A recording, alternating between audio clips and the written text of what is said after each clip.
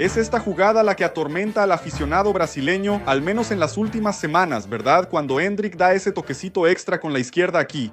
En vez de quizás intentar quitarse al portero de encima, llevándola a la derecha para finalizar, pasando al portero, pierde el control del balón, el balón queda totalmente en disputa y tiene que rematar por encima del portero y termina perdiendo una oportunidad que, seamos sinceros, tal vez fue una de las grandes responsables por la eliminación de Brasil. Y es en ese momento de frustración con la eliminación que tal vez lo que más escuchamos fue que Ronaldo o Romario jamás perderían goles como ese y que a esta generación de Brasil le faltan cracks que decidan el partido. Pero, ¿será que esa historia es realmente así? ¿Será que si tomáramos a esos jugadores del pasado y los trajéramos al presente, tendríamos a esos tipos mostrando toda esa calidad que existe hoy en día? Y te digo más. ¿Será que esa nostalgia no está siendo perjudicial para nuestra selección al punto de hacernos creer que lo del pasado era perfecto y que lo que pasa hoy no sirve? A lo largo del video te voy a mostrar que no es así y que Endrick no fue el único jugador en perder grandes oportunidades. Pero en una cultura resultadista, terminamos olvidando todo lo que salió mal si el resultado final fue bueno, aunque el fruto de eso sea solo una victoria en una tanda de penales, por ejemplo. Pero más que eso, quiero mostrarte cómo el fútbol ha cambiado hoy en día. Todavía tenemos cracks brillantes como los de antes, pero que hoy enfrentan desafíos mucho mayores que en aquella época. Y esta copa, para mí, ha sido una prueba de fuego respecto a eso. Vamos, creo que te va a gustar. Lo primero que quiero decir aquí es que creo que tenemos que aclarar algunas impresiones sobre el juego, sobre el fútbol en sí mismo. Veo que el aficionado, especialmente ese que sigue el fútbol cada 4 años, siente que falta el brillo, la individualidad del crack que domina y pasa por 3, 4 jugadores y decide un partido. Y te puedo decir, eso todavía existe. Si te detienes a ver, por ejemplo, un partido de Yamal, vas a ver lo brillante que puede ser. O incluso el propio Vini Jr. que estuvo a punto de marcar un golazo contra Japón por un detalle. Pero la verdad es que sí, esas jugadas se han vuelto cada vez más raras porque el juego cambió. Si antes existía un techo de preparación que podías alcanzar y que podías superar con cierta holgura a buenos defensores, hoy te puedo decir que ese techo aumentó bastante. Y lo que se hacía en el pasado ya no es suficiente para rendir hoy. Por ejemplo, una calidad individual para superar a 2 o 3 marcadores en el pasado era totalmente viable. Hoy, por ejemplo, cuando vemos a un extremo intentar hacer eso, existe una mayor probabilidad de que falle que de que acierte los regates. Y hace unas semanas escuché una frase sobre Vini Jr. que para mí resume muy bien esta idea. No podemos medir el éxito de la carrera de Vini por los errores en los regates o por una tasa de acierto. Al final de cuentas, él puede pasar todo el partido fallando todos los regates. Puede que acierte el último, destrabe el partido y gane el partido, como ya lo hemos visto pasar innumerables veces en el Real Madrid. Pero la verdad es que el fútbol de antes, en el que se necesitaban mucho esas diferencias individuales y por eso nos emocionábamos tanto con los regates de Ronaldinho, con la genialidad de Rivaldo o con los goles de Ronaldo Fenómeno, ese juego hoy en día exige soluciones más colectivas. Las defensas se han organizado más. E incluso selecciones que antes ni siquiera se clasificaban para la Copa, hoy tienen esa oportunidad por una mayor profesionalización en el deporte. No solo subió el techo, el piso también se elevó. Entonces, si antes prácticamente había algunas goleadas seguras en la Copa del Mundo, eso hoy ya no pasa. Los espacios se han reducido y hay algunos datos interesantes que quiero compartir contigo. Tuve acceso a un estudio que comparó 3 épocas del fútbol: la década de los 70, la década de los 90 y los años actuales. Ese estudio es de 2022, pero sigue siendo muy actual. La idea es partir del origen del fútbol moderno, allá en los años 70, cuando las cosas empezaron a desarrollarse de manera más constante. Llegar también a una época más nostálgica de los años 90, donde hoy en día todos solo ven brillo, pero en ese entonces no era así. Y el fútbol actual, hay algunos detalles interesantes. Cuando vemos el avance de los tiempos, mientras que en periodos pasados la distancia entre el delantero y el defensa central en fase defensiva, es decir, el tamaño del bloque, variaba entre 50 y 60 metros.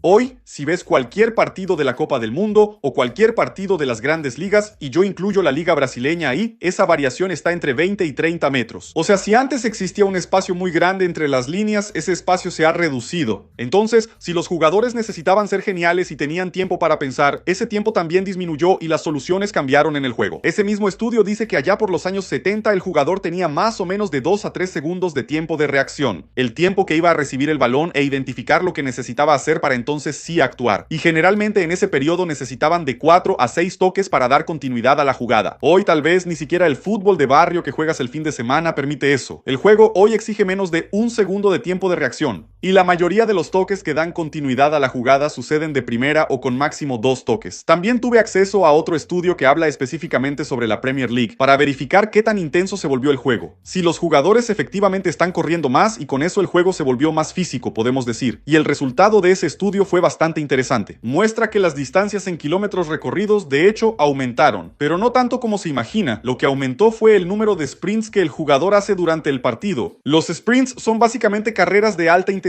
cuando el jugador realmente usa esa explosividad que tiene, y si en los años 90 al inicio de la Premier League variaba entre 30 y 40 sprints por partido, eso hoy en día ya sería un número bajísimo. Lo normal es que veamos de 80 a 110 sprints por partido y eso desbloquea una nueva forma de ver el fútbol. Vamos a echarle un vistazo a estas jugadas aquí, que creo que resumen bien todos estos números. En la Copa del 82 Brasil tenía una de las selecciones más fuertes que ha tenido, pero terminó siendo eliminado por Italia en este partido de aquí. Este partido de la década de los 80 y mucha gente atribuye que esta fue la mejor selección brasileña de la historia, que nunca ganó una Copa del Mundo. Pero échale un vistazo a cómo la forma en que se manejaba el juego funcionaba de manera diferente. La jugada se construye aquí desde atrás y vemos a una selección italiana, que sí, cierra una línea de 4 para impedir que existan esas infiltraciones por aquí. Pero la distancia de la línea del medio a la línea de defensa italiana es enorme, o sea, la compactación del bloque no existe como en los tiempos actuales. Además, ¿cuántos toques necesita dar este jugador hasta tomar la decisión? 1, 2, 3, y ahí sí, encuentra el pase entre los dos espacios. No llega a ese número de 4 a 6 pases, pero tal vez es un juego que te permite construir más y conducir más ese balón. El balón llega entre líneas, fíjate en el espacio que hay, y este tipo de aquí es Zico, y ahí sí, un tipo muy diferente, muy adelantado a su tiempo, y que saca un regate que desorganiza toda la defensa. Pero al mismo tiempo, fíjate cómo el lateral salió aquí a presionar a Zico, ofrece un espacio enorme a sus espaldas y nadie viene a hacer esa cobertura. Al mismo tiempo, la línea del medio así que es superada, mira el comportamiento de este tipo, cómo es totalmente pasivo. Como si su idea fuera proteger solo el espacio, y si lo superan, que los otros se las arreglen. El fútbol hoy exige más soluciones colectivas que individuales. Zico logra romper esa marcación. Y es justamente en ese espacio que surge, que nadie fue a cubrir, donde está Sócrates que se infiltra por ahí. Le gana al defensa en velocidad, el defensa que podría haberse organizado mucho mejor aquí, es manipulado fácilmente. Y Sócrates dispara aquí al salir el portero, entre el portero y el poste en realidad, y marca uno de los goles de Brasil. Ahora vamos a echar un vistazo a este gol aquí que ocurrió hace poco tiempo. Este partido fue entre España y Portugal y los espacios son mucho más cortos, empezando por el tamaño del bloque. Esta de aquí es la línea defensiva de Portugal y este de aquí es Cristiano Ronaldo, el jugador más adelantado del equipo portugués. O sea, el espacio es mucho más corto, lo que reduce los espacios, el tiempo para pensar, y el jugador necesita actuar con menos toques y con un tiempo de reacción mucho más rápido. Rodri suelta el pase aquí a Mikel Merino y él recibe la falta y va a cobrar esa falta rápidamente. Fíjate, el bloque todavía está bastante compacto.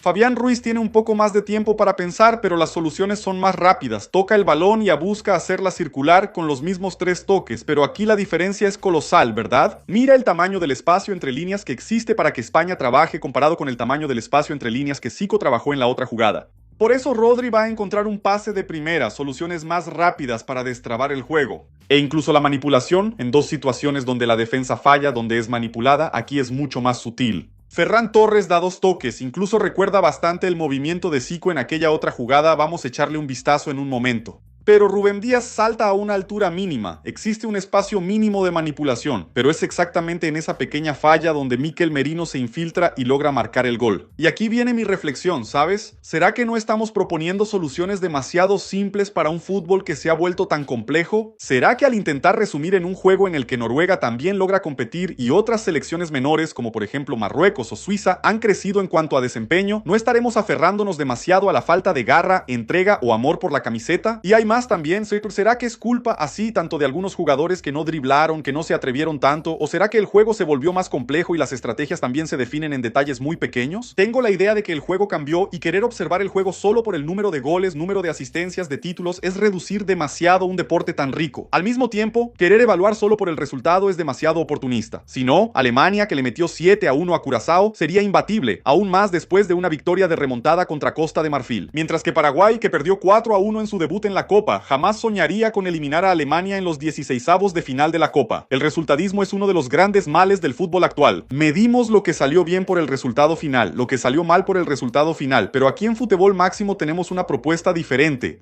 En vez de apegarnos solo a esos números grandes, estamos construyendo nuestro Fantasy Game, un juego en línea en el que vamos a poder interactuar entre nosotros y vamos a poder competir con ustedes para ver quién realmente evalúa mejor el desempeño de los jugadores. El 2 de agosto el lanzamiento va a suceder en el canal. Guarda esa fecha porque estoy seguro de que te va a gustar, pero además de que el juego cambia, creo que todavía hay un factor de nostalgia muy grande. Claro que lo vamos a analizar. Ciclo completo de Romario, que ganó el premio al mejor del mundo, que ganó la Copa del Mundo. De Ronaldo, que también pasó por los dos mayores logros de su carrera. Como obras terminadas, que nunca se equivocaron, perfectas y que obviamente están en un espacio mucho mayor que un jugador como Endrick, de 18 años, que está comenzando su carrera ahora. Pero veo que cuando nos apegamos solo a ese lado emocional, la discusión sobre fútbol se ha empobrecido bastante en Brasil. Probablemente ya viste entrevistas de varios jugadores que fueron campeones con la selección brasileña y que muchas veces evocan un sentimiento casi de arrogancia, como si ellos hubieran sido impecables durante una Copa del Mundo y que, por tener eso en su currículum, están en posición de hablar de cualquier otro jugador. Pero la verdad también es muy cruel y podemos analizar algunas jugadas y ver que el juego no era exactamente así y los resultadistas que somos. En este momento sé que ya tenías la mano en el teclado diciendo: no puede ser que va a comparar a Endrick con Romario y con Ronaldo. Calma, esa no es la idea. La idea es mostrarte que no podemos ser injustos con los jugadores actuales cuando todavía no son jugadores hechos. Y principalmente estamos siendo demasiado injustos cuando miramos a los jugadores, a las estrellas del pasado y pensamos que ellos nunca se equivocaron. El fútbol se desarrolló, el espacio se hizo más corto, el tiempo de reacción es mucho menor y naturalmente los jugadores siguen cometiendo errores porque también son atletas. Así como los del pasado también se equivocaban mucho porque también eran atletas. Pero no dejes que tu memoria te engañe. Este es el inicio de la jugada del gol que Endrick falla, ¿verdad? Vini lo hace súper bien. Él corta hacia adentro, en el contrapié del jugador de Noruega, gana ese espacio y justo ahí, cuando ese defensa, él tiene. La atención dividida entre Vini y Endrick es cuando Vini da el pase aquí de 3 dedos, encuentra a Endrick en el espacio. E incluso la trayectoria del balón ayuda bastante, ¿verdad? Si viene cerrándose, Endrick pierde el ángulo para la finalización. Él domina y hasta había algunas personas comentando sobre cómo el balón pierde velocidad y dificulta esa carrera de Endrick. Yo no creo que sea una justificación, ¿ok? Creo que siempre existe ese manejo para corregir la trayectoria del balón y la trayectoria de la carrera. Creo que sí, Endrick falló feo. Él domina y es en ese segundo toque, tal vez intentando ajustar para un disparo de zurda, donde tenía al menos 2 enfrentamientos aquí que termina perdiéndose. Tal vez si él ajusta un poco más la carrera hacia afuera, aunque salga del ángulo de la finalización, como el portero ya se había comprometido con la salida aquí, tendría una mejor probabilidad de marcar, le pega medio bombeado y pierde esa oportunidad. Pero mira qué interesante, este partido aquí fue Brasil contra Italia. No es el Brasil contra Italia del 82 donde terminamos eliminados y esa selección es considerada como una selección fracasada. Este aquí es el Brasil contra Italia del 94, la Copa del Mundo donde jugamos contra los italianos en la final y ganamos en los penales. Curiosamente, Ancelotti era el asistente de Arrigo Sacchi en esa Copa del Mundo. Y mira qué interesante esta jugada, ¿verdad? El balón regresa, Italia estaba bastante compacta para los estándares de la época, al menos luchando mucho por el balón, aunque Roberto Baggio aquí es bastante pasivo en la marca. Va a suceder este cambio de frente. El balón llega aquí a la banda, si no me equivoco, a Cafú. Excelente lateral y él busca el pase en el canal. Hasta me llama la atención cómo la defensa protege mal ese espacio, ¿verdad? El aumento de esta distancia aquí es enorme. Si comparamos, por ejemplo, con aquel centro de Vini al final del primer tiempo, cuando busca a Martínez Martinelli en el área, o aquella oportunidad en la que Casemiro podría haber buscado a Neymar en vez de disparar fuerte, el espacio aquí era mucho menor contra Noruega. Y mira que estamos hablando de una Italia finalista de Copa y de una Noruega que está jugando una Copa del Mundo por primera vez en no sé cuántos años. Cafú encuentra ese pase al segundo palo y tenemos esta oportunidad aquí. El balón rebota, no toca al portero, no toca a nadie, y este de aquí es Bebeto, con la portería completamente abierta frente a él y termina fallando. Él intenta dominar ese balón, no sé qué pasa, pierde justamente el timing de la carrera, así como también lo pierde Endrick, el balón queda suelto, Romario intenta finalizar y al final no pasa nada. Entonces dices, oye, pero Bebeto no era para tanto, ¿no? Romario sin duda haría ese gol, en realidad tampoco es así. Mira esta otra jugada, ¿ves? Hasta parece poco. El balón llega por la banda, va a haber una pared, Bebeto la deja para el desdoble y una vez más, hay espacio en el canal para ser atacado. El pase va a encontrar a Romario, él llega un poquito tarde, Romario pierde el timing de la carrera. Una vez más, aquí no había tanto espacio, el pase llega tarde, Romario intenta ajustar, la posición del cuerpo tampoco es excusa, le pega y falla. Ni siquiera es que la pelota fue cortada, él falla el gol aquí. La ventaja es que en ese partido después Italia fallaría 3 penales en la tanda de penales y Brasil ganaría la Copa del Mundo. Así que quiero dejarte una reflexión aquí. Si el juego cambió, los espacios se redujeron y las exigencias cambiaron, ¿será que los cracks del pasado eran realmente todo todo eso? O mejor dicho, ni siquiera quiero menospreciar a los cracks del pasado, pero ¿será que la generación actual es tan mala así? Y no hablo solo de la selección brasileña, estoy hablando del fútbol en general, porque seamos sinceros, si vamos a decir que la generación de la selección brasileña es mala, entonces tendríamos que decir que la generación de la selección noruega es espectacular, y esa no es la verdad, ¿verdad? Nombre por nombre, nuestra selección es mucho mejor que la de ellos, pero sabemos que nombre por nombre no gana partidos, y es justamente con ese argumento que, para mí, aunque soy brasileño, Lionel Messi es el mejor jugador de la historia. Para mí, Pelé sigue siendo el más grande de todos. Pero por toda la evolución del juego, no puedo decir que con el fútbol que exige más, los jugadores actuales no sean mejores que los del pasado. Claro, existe el argumento perfecto de que Pelé, hoy en día, probablemente sería exigido de formas diferentes, se prepararía de formas diferentes y con eso también sería el mejor de esta generación. Y en eso hasta estoy de acuerdo, pero entiendo que eso queda en el mundo de la suposición. Y tenemos otro video muy bueno aquí en el canal que voy a dejar enlazado aquí al lado donde Juan hace exactamente esa comparación. ¿Cómo sería Pelé hoy en día?